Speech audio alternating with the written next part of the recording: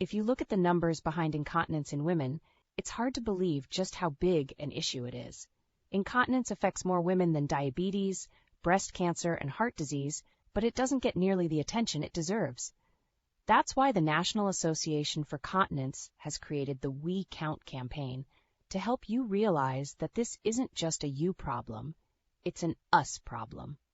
There are treatments available right now that can make a real difference in your life, and we invite you to take action today.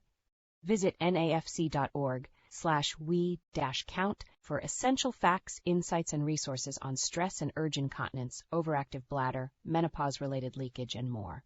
That's nafc.org/we-count to learn more and discover that there truly is strength in numbers.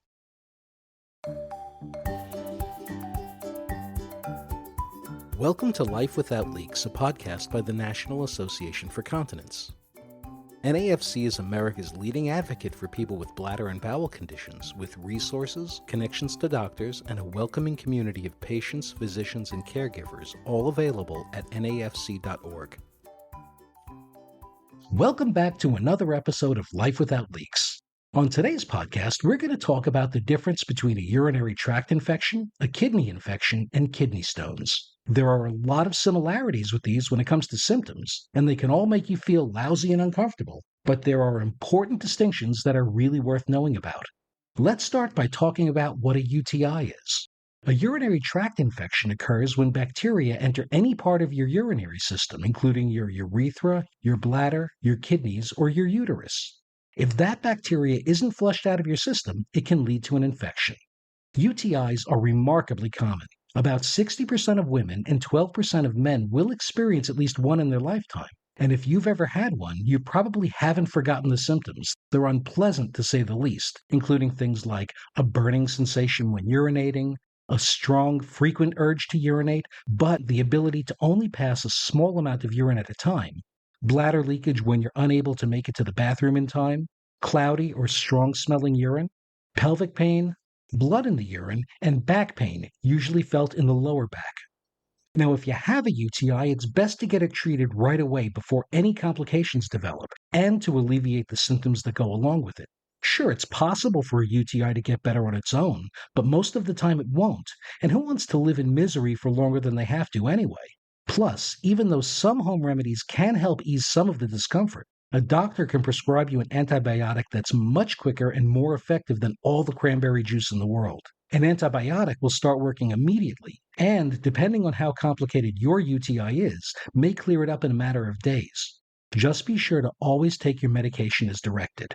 But then what is a kidney infection? A kidney infection is essentially a UTI that's spread to the kidneys.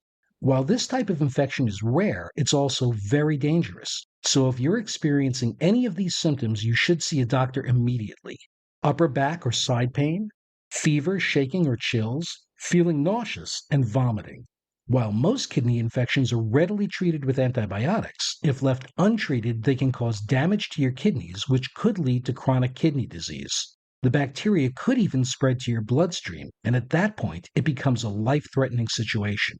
So what about kidney stones? Are they involved somehow? They are, sort of. A kidney stone isn't an infection, but a collection of salt and minerals that hardens and turns into a stone. While some stones may be small, others can be much larger. They may stay in the kidney or begin to move into the ureter. That's the tube that connects the kidney and the bladder. And when that happens, they can become excruciatingly painful. Kidney stones can be tricky since they can present many of the same symptoms as a UTI or a kidney infection. Pain when urinating, needing to urinate often, cloudy or strong-smelling urine, blood in the urine, and fever, nausea, or vomiting. And while stones often pass on their own, larger stones sometimes need to be broken up or removed by a medical professional. Here's the connection, though. Sometimes kidney stones can lead to a urinary tract infection or a kidney infection. That's why it's important to get them checked out by your doctor. And since the symptoms can be so similar, getting a checkup is probably a good idea anyway, just to rule out the possibility of infection and to make sure the stone is moving along as it should. Okay, so how do I make sure I never get a UTI, a kidney infection, or a kidney stone in the first place? Well, you can never say never, but as they do say, prevention is the best cure. And there are many things you can do to reduce your risk for an infection and to prevent buildup from occurring in the kidneys. First, practice good hygiene. Always wipe from front to back, keep your genital area clean, and wash before and after sex. Basically, do your best to keep bacteria from even having a chance of getting into the urinary system in the first place. Second, drink lots of water. If you're dehydrated, you're not only increasing your chance of a UTI, but you're also decreasing your urine output, meaning that more minerals have a chance to build up and settle in your urinary tract or kidneys. Third, make sure to go whenever you feel like you have to. Holding it in just concentrates the urine, allowing bacteria to build up and spread. Finally, alter your diet if you find that you're prone to kidney stones. Cut down on certain meats and shellfish and opt instead for more vegetables, fruits, and whole grains. Avoid consuming too much sugar, cut back on sodium, and eat more oxalate-rich foods like fruits, veggies, nuts, seeds, and legumes. If you do start experiencing any of these symptoms, be sure to see a doctor right away. UTIs, kidney infections, and kidney stones can usually be treated pretty easily, but it's important to get medical attention before any complications develop. Life Without Leaks has been brought to you by the National Association for Continence. Our music is Rainbows by Kevin MacLeod. More information about NAFC is available online at nafc.org.